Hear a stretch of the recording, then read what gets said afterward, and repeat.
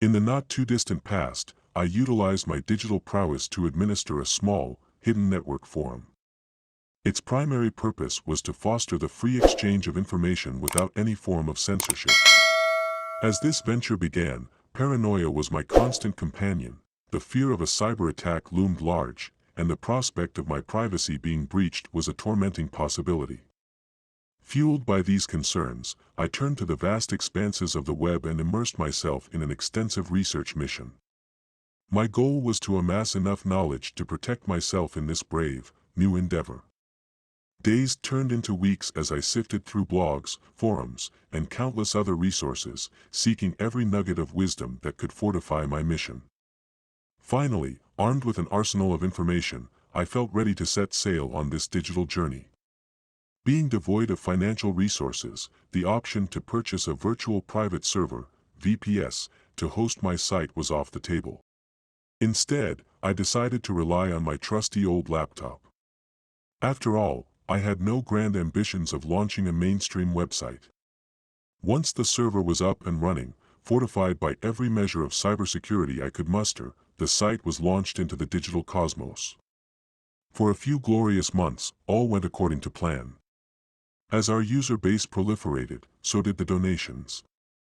5 months in, our community had swelled to such a degree that an upgrade was inevitable.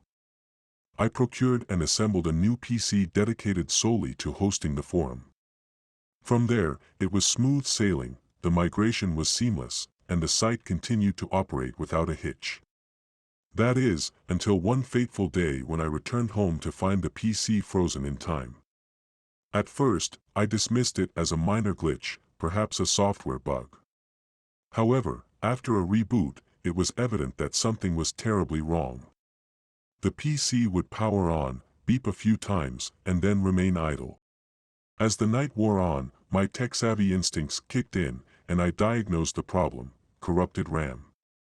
With the RAM still under warranty, I returned it to the store, where the service representative suggested it might have been a defective piece. Once home, I swapped out the faulty RAM, and within a few hours, the site was back online, running as smoothly as ever. Our users understood the downtime, and life went on. Fast forward several months, and our forum had been thriving for about a year, perhaps even a year and a half. That's when my life took a strange, chilling turn. One sunny Friday in midsummer, I came home from work, settled down with a meal, and turned on my PC. Awaiting me was a message that set off alarm bells in my head.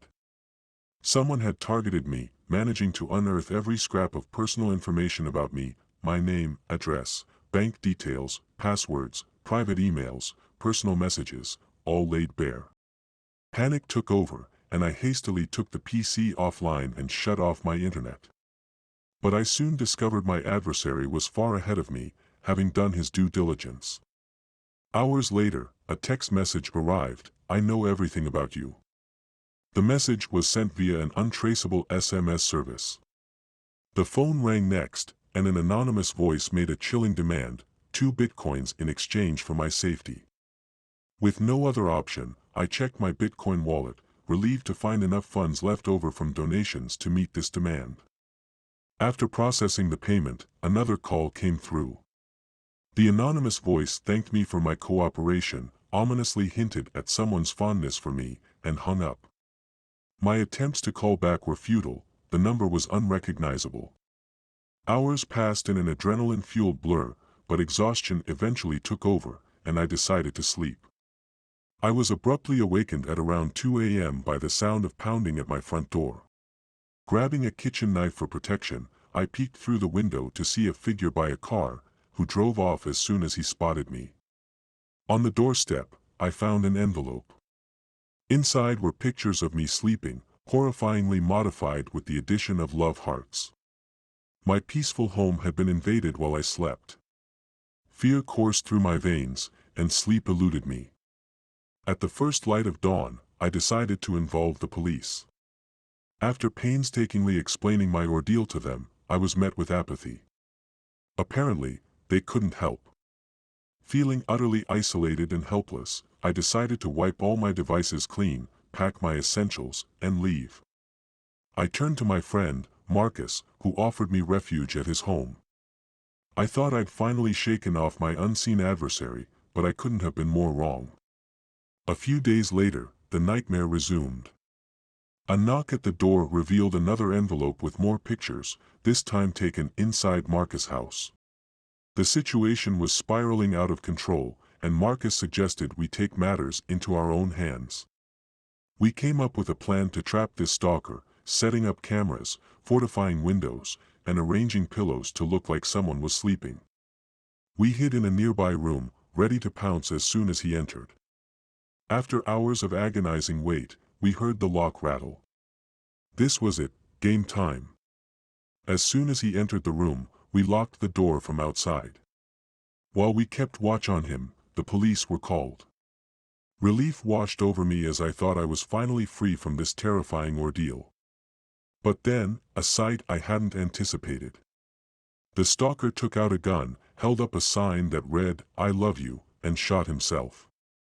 When the police arrived, they ushered us out of the house and into a squad car. I spent the next few hours in an interview room, waiting for them to piece together the pieces of this horrifying puzzle. When a detective finally arrived, he placed pictures on the table. It was a woman, my stalker. It turned out that she had meticulously planned to kidnap me, drug me, and keep me captive. To this day, I count myself lucky to have escaped her clutches and have since vowed never to venture into the dark web again.